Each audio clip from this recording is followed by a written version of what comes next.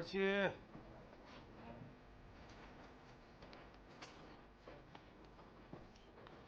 28。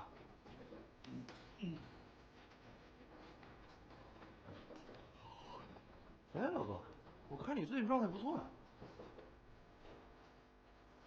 29、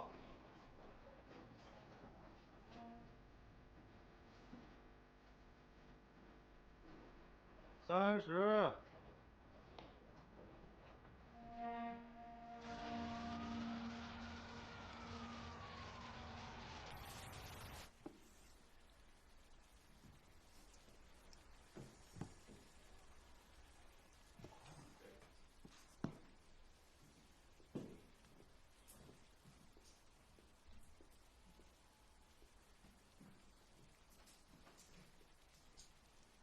被害人。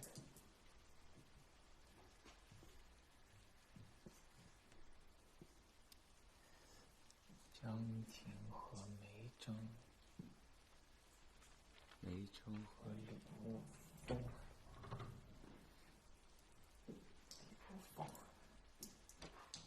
李慕风和周丽，被害人。哎，方副检校长，嘛呢？还在分析中。行，那你画吧，我看看。啊。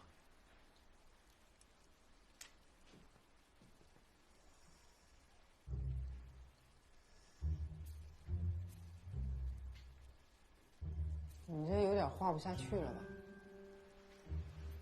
对案情不了解，不就越画越乱了吗？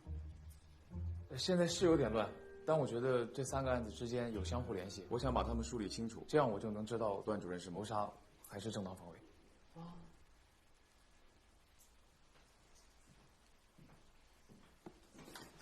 那我来吧。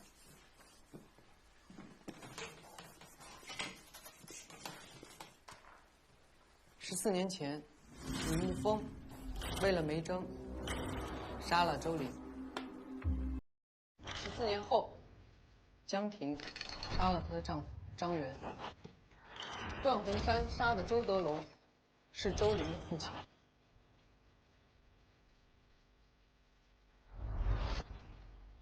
看明白了吗？看明白了。那你来。周德龙憎恨杀害了他儿子的李慕风和梅珍，并且潜伏在段主任家隔壁。14年前，江婷作证，李慕风和梅珍之间有情感纠葛，但是在14年后，江婷杀害张元，被他陷害过的梅珍却出面替他作了证。2个案子的主办检察官都是段洪山，所以这上面的每一个人都和14年前那个案子有关系。不对。所以，只和一个人有关系。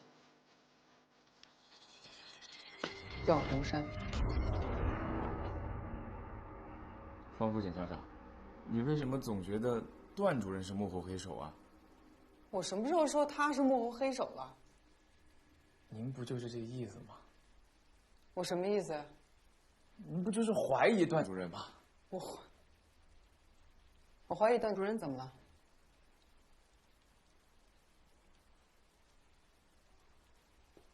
我就是想查清真相，不行吗？那接下来，你准备怎么查清真相？有点饿呀，吃口东西吧。哎，你还没告诉我呢，方副检察长。3案并查。3案并查。方副检察长。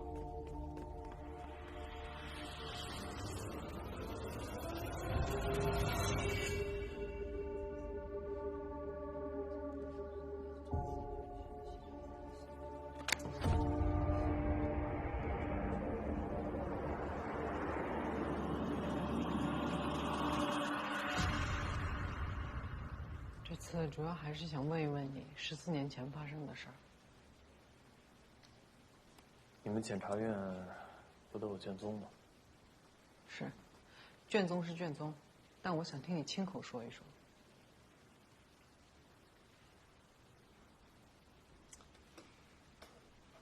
也没想到，就这么多年过去了，还要再说一遍这个事儿。高考结束那年，我时不时的会往图书馆跑借些书看。案发当天，我路过阅览室的时候，就听见里面有人喊救命。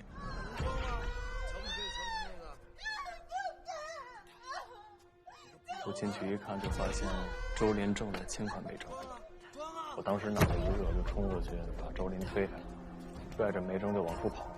周林手里面有根棍子，他追上我，照着我的后脑就给了我一下。松开，走了，松开，有人吗？有人吗？但说实话，当时挺害怕的。我肯定是打不过周林。我倒地以后呢，他就不停地殴打我。别打了，别！有人吗？有人吗？别打了，别打了，别打了！有人吗？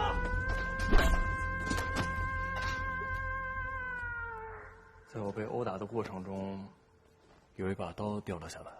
我当时很害怕，所以就抢先夺刀。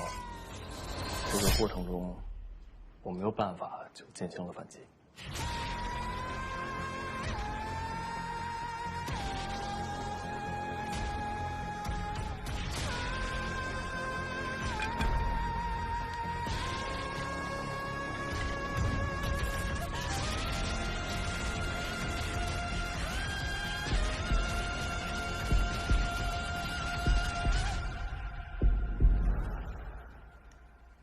周林殴打你的时候，你跟梅珍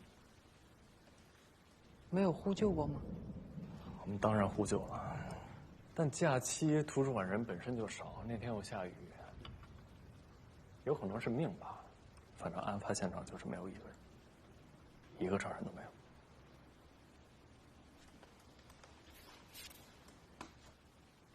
那在这之前，你认识梅珍吗？我们是一个学校的，他比我大一届，但从来没说过话，可能彼此有点印象吧。你会豁出命去救梅珍，是因为喜欢她吗？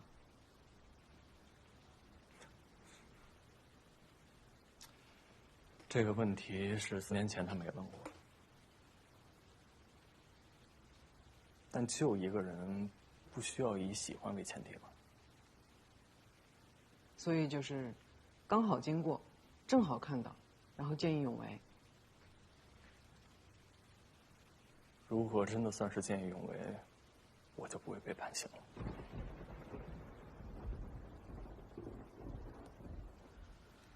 那段宏山当时起诉你防卫过当，然后判了4年，你一点都没有怪过他。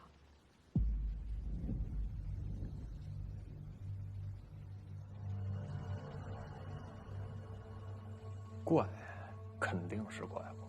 我当然希望自己是无罪的，但最后这个结果吧，也可以接受。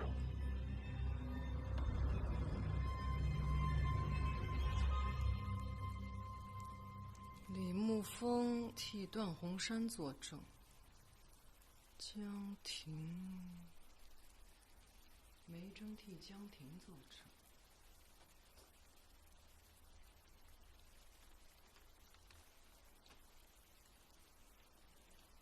大学放假了，我想回学校看看。大学放假了，我想回学校看看。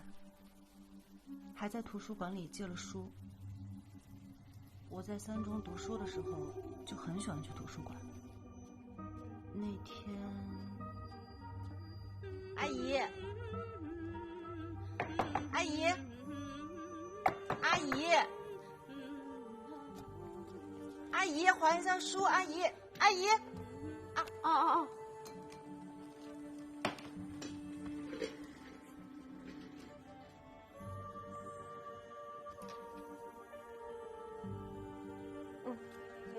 谢谢。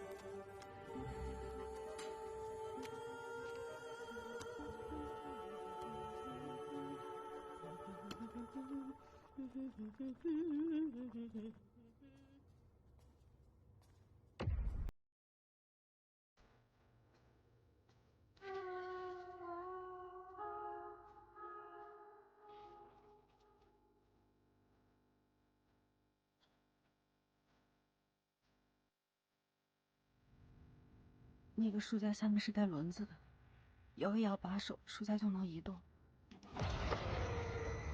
我感觉书架朝我这边挤了过来，我回头一看，我当时吓坏了。我回头一看，周琳拿着木棍，表情特别恐怖。她又高又壮的挡在书架中间，我根本就逃不开。不仅能装到平时，瞧你这个小米妹子，看看你怎么装到平时。我一直大喊着救命，他拿木棍威胁我，他马上就要亲我了。就在这个时候，李沐风来了，他来救我了。当时李沐风拉着我要往前面跑，可是周琳拿着木棍把李沐风给打倒了。我不断的打他、踹他、辱骂他，我当时很害怕，我就在墙角蜷缩着。周琳力气太大了，她太狠了。可能是真的害怕被打死吧。在周琳再次攻击他之前，我看到有一把刀掉了下来，李沐风捡起刀朝他刺了过去。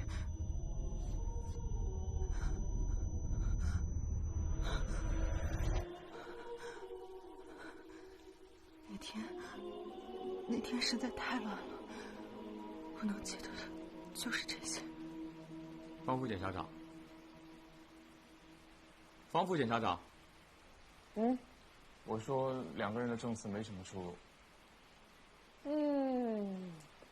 表面上看是大差不差，但实际上还是有一些差异，一些细节的差异。又有什么差异？我问你们一个问题啊，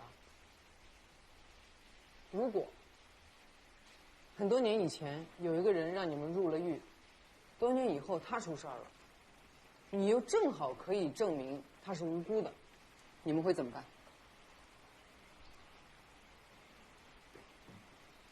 哎呀，说说嘛，你说。你又不敢说，你小丁怎么办？如果他真的害了我，我可能会选择保持沉默。方副检察长，我认为啊，李沐风为段鸿山作证，和梅珍为江婷作证其实是一样的。如果梅珍不知道江婷曾经诬陷过他的名誉，帮他作证，很可能是出于同情。同样的道理，14年前，如果李沐风是为了感谢段鸿山做了从轻处理，那么他很有可能会为了帮助段鸿山做了伪证。所以现在所有的关键就是我们要知道14年前李沐风对段鸿山到底是感激还是恨，对吧？那他对他感激还是恨？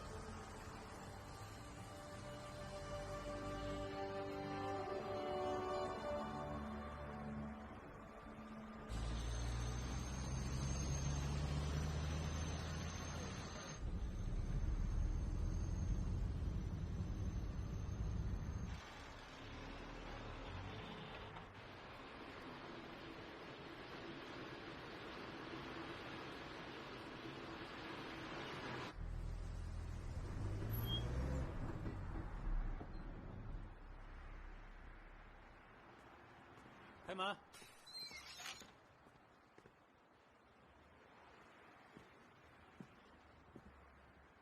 例行检查，大家配合一下，拿好身份证，都下车。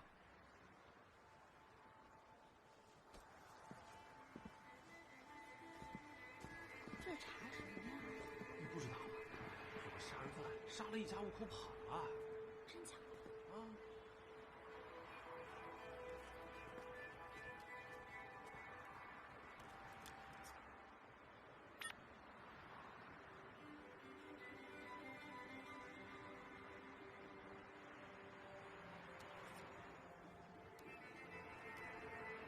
过来一下。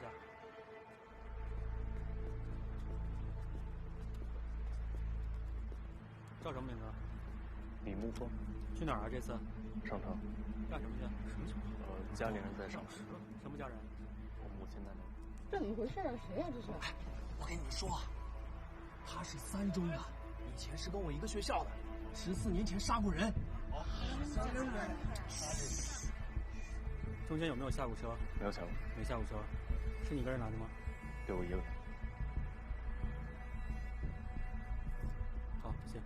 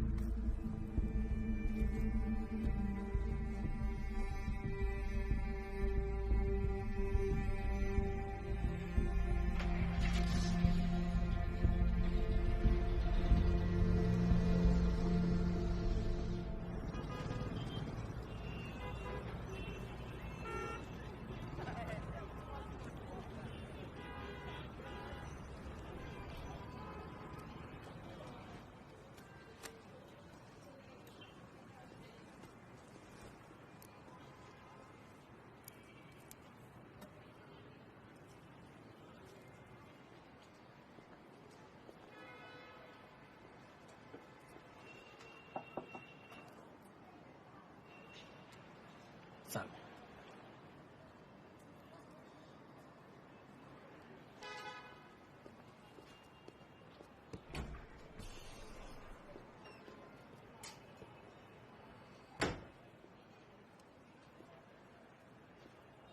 坐吧。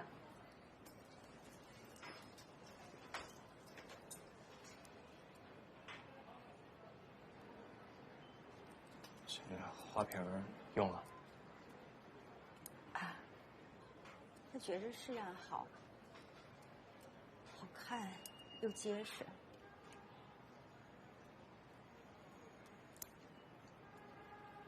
头发没想着再聚一聚。好的，我就认。你怎么突然来了，也不打个电话？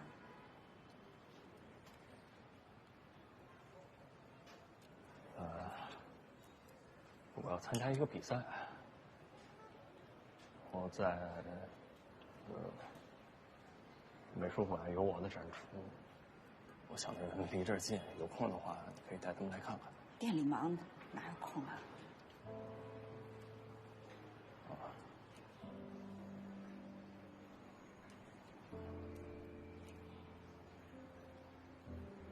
你放这儿吧，有空我一定去。好，这是门票。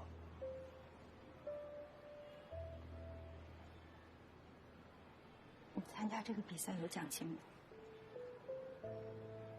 有，要是赢了，还有机会出国参加比赛，这也算是我们行业内的一个认可。去吧，你能行，妈信你。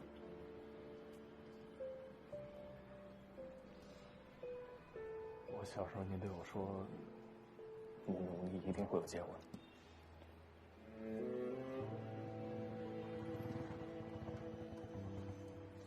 他回来了，快走，快快快快快快快快！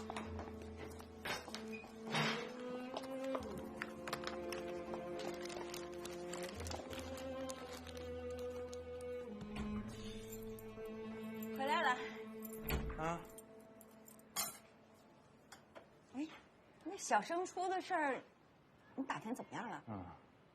说是下礼拜开始，有好几所学校就能报特长生了。咱们小宝这个英语不是还不错吗？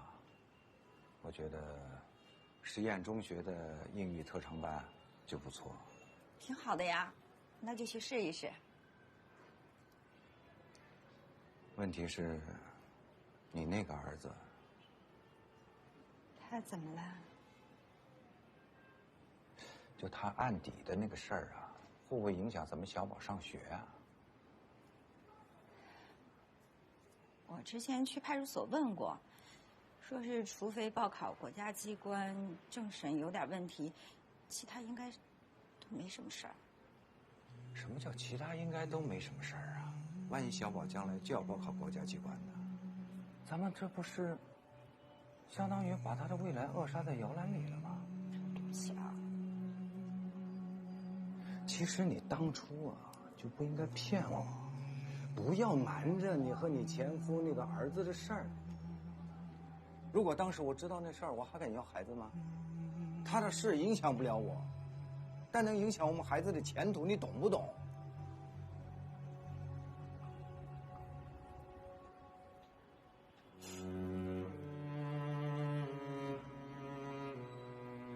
算我没说啊。我叫什么事儿？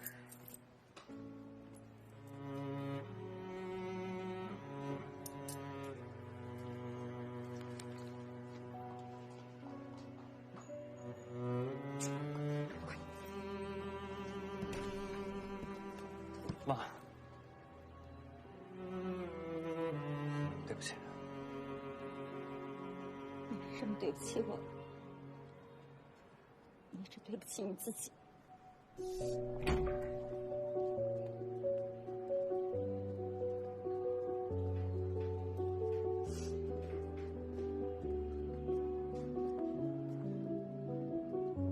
清晨微风吹散翻涌，窗台之外是悬崖的灯光。全体坐下。法警带被告人李沐风退庭还押。命运的推把听不出来感受，孤单徘徊，夜深沉默，善良是他习惯了，辗转中相守。怎么瘦成这样？你想吃啥？下次妈给你带来。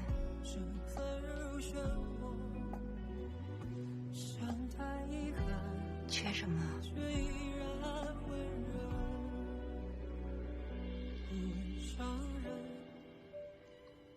幻想难眠，微笑中释然，漂泊间依然。命运的光，我现在过得还行，不用担心。你放心。是温暖的灵魂，我日落之前，我看清答案，在这片风里，我们安然。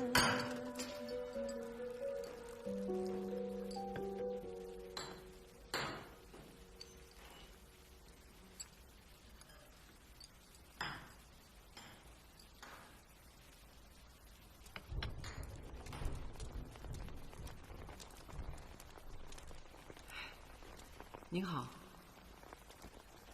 您好，有什么事？您徒弟在吗？他在做玻璃，希望你暂时不要打扰他。我不找他，我找您。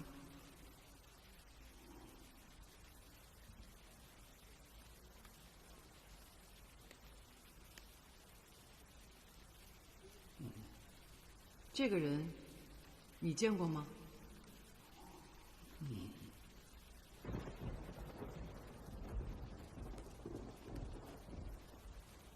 大概半年前，他来过这里，还打碎了您的一个玻璃作品。我的作品只有我能砸，别人不能。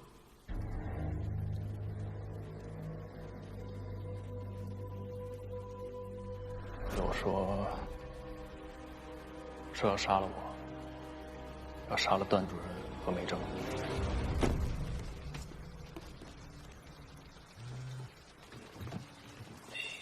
来，玉。哎，谢谢姐。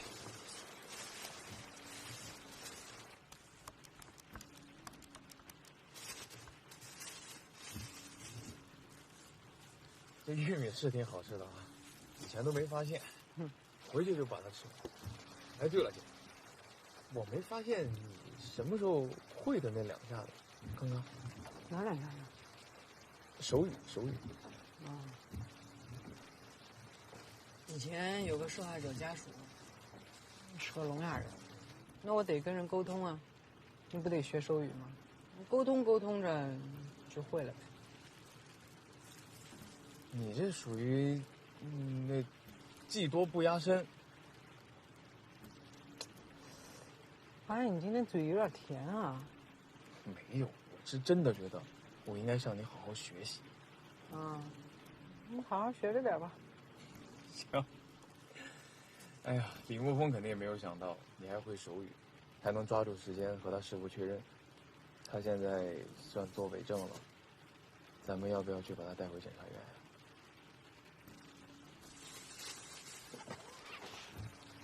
我想先问问段洪山。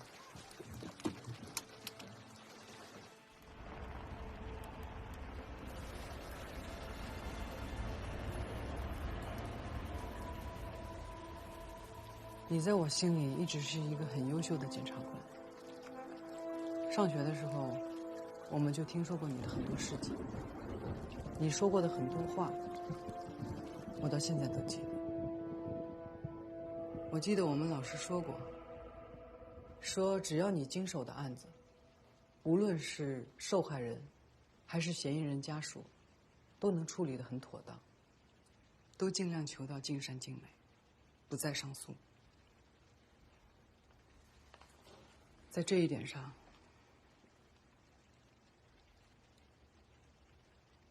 你是我敬佩的人。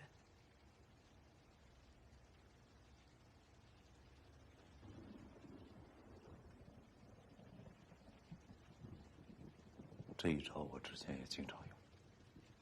当犯罪嫌疑人觉得检察官是在为他着想，那这就是一个非常危险的信号。在这里，嫌疑人除了可以会见自己的辩护律师，真正能说上话的人，也就只有检察官了。随着时间越来越长，他会对检察官越来越信赖，越来越依赖，说什么都信，说什么都听。再到后来，就会变成一个自动翻手机，不论你问什么，我都会答。对吧？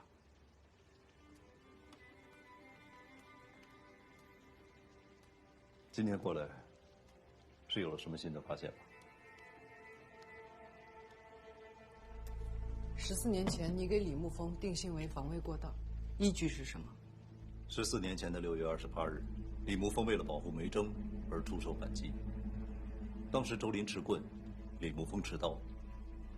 周林的棍不足以让李沐风致命，但是李沐风持刀反击，这超出了防备的限度。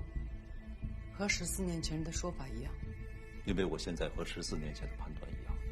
那李沐风呢？你觉得他恨你吗？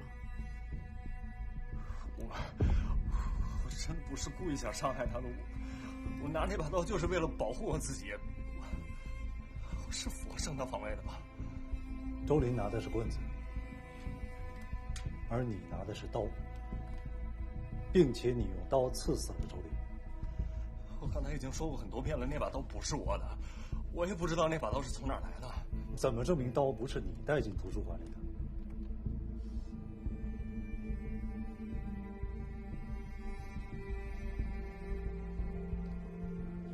没法证明。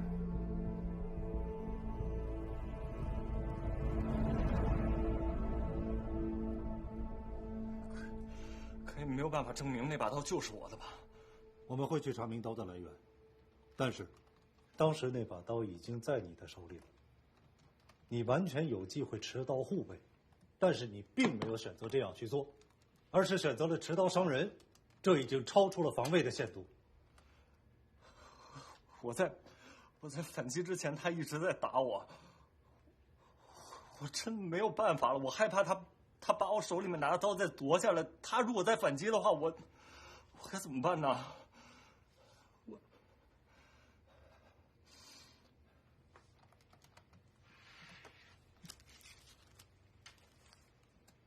李沐风，高考第一志愿，你报的是政法大学的法学院。我们也去过你的家里，在你的书房里边，有很多和思考相关的书籍。是，我已经保送了政法大学，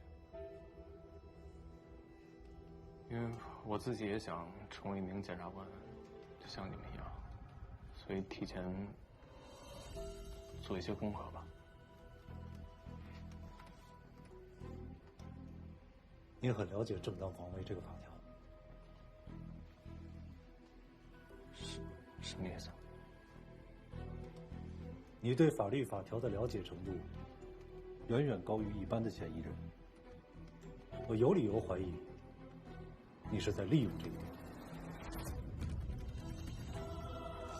我怎么可能会利用这个法条呢？就是因为对法律有理解，我才很清楚正当防卫在司法实践上的难度。我怎么可能会利用它呢？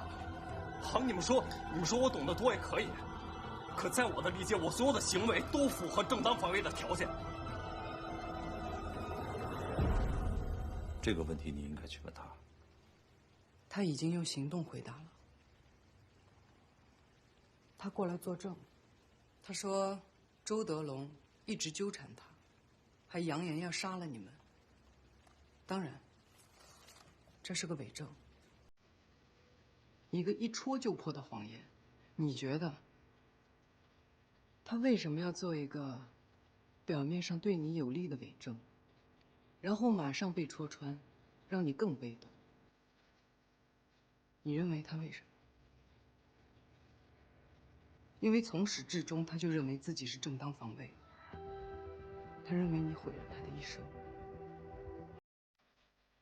这是李沐风的回答，用行动的回答。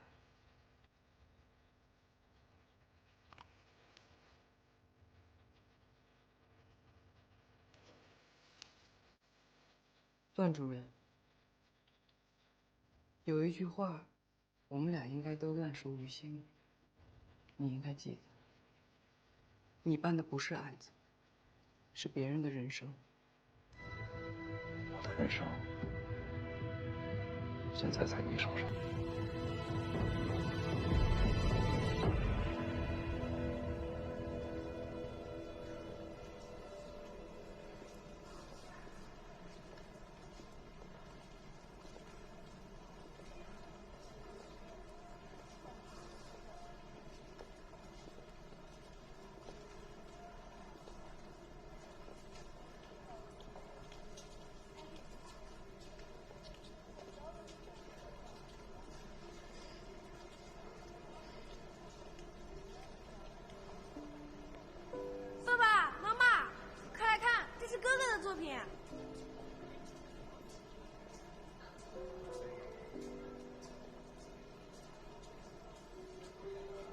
哎，这个9号作品立意不错啊，管中窥豹，君子报国，有点意思。这是我见过今天最好的作品了，比例准确啊，而且还有雕塑的基础，而且这屋里色彩也非常现代，在豹子身上还表达了农业社会的困境和自然野性的这种矛盾。可以说兼具了美感和深意。今天全场，这是我最喜欢的一件作品。非常好。可圈可点。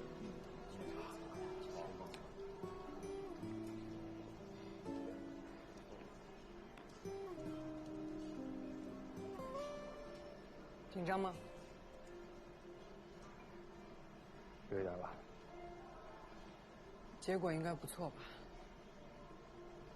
不知道啊，结果还没出呢。结果已经写在评委脸上了。我也觉得你的作品挺好的。但你应该不是为说这个才来的吧？跟我走一趟吧。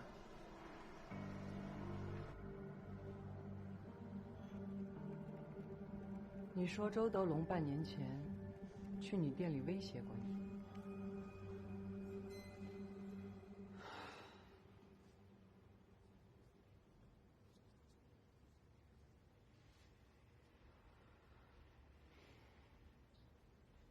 你知不知道，做虚假证明意图陷害他人是要被判刑的？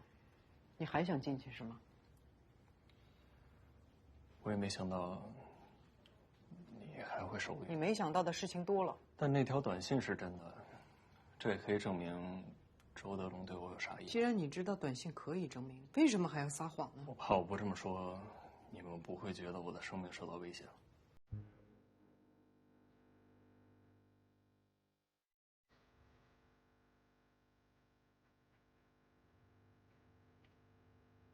我没想到，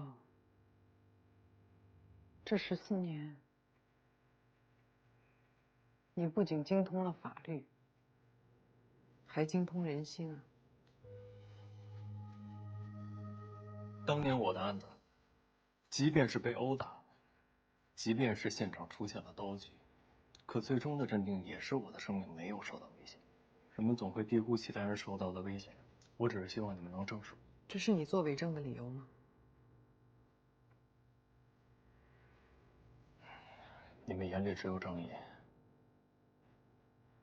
只有一个人是真心为我着想。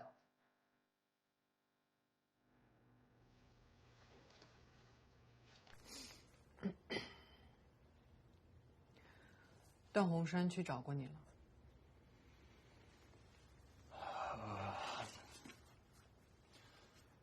我出狱以后找不到工作，我父母也不要我了，就连住的地方也都没有。是他悄悄地引荐了我现在的师傅，帮我找了份工作。在那个时候，就只有他帮过我。所以你的意思是，你撒谎是为了帮段宏山？也不能说是帮吧。周德龙既然想袭击我，同样也会想要袭击段主任。在他的眼里，我们都是敌人，不是吗？段宏山还跟你说过什么？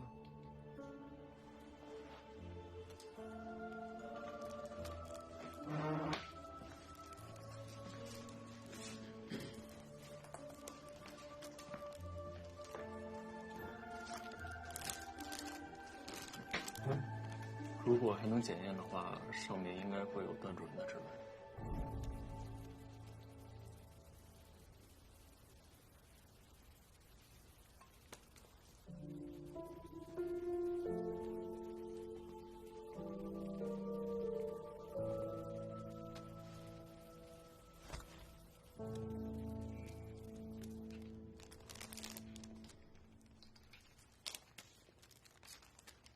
他去找你，就是为了鼓励你去参加这个比赛。他还说，14年前正当防卫是个沉睡的法条，法院不能判我无罪。可现在，他想重启正当防卫。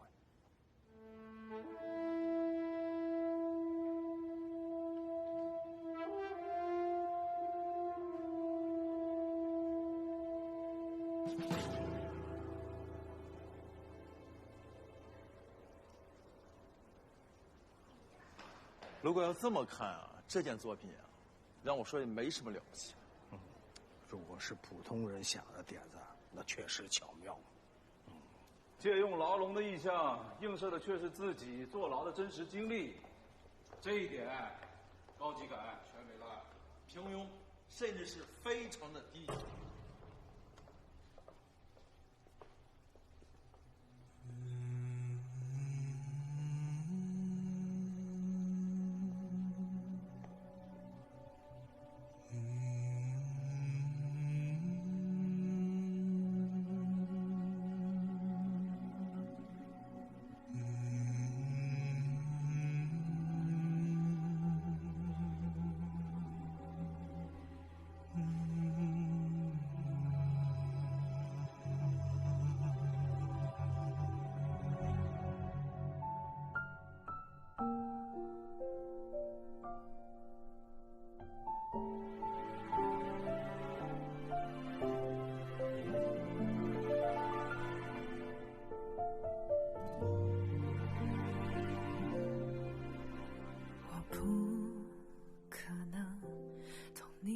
伤痛，虽不知道如何安慰，但陪伴或许有用。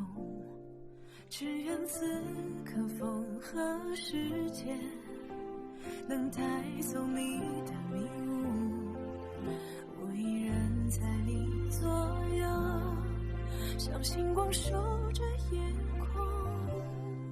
曾想靠近，怕太过用力，让你更难平静，不去打扰你的沉默，只静静守候。我知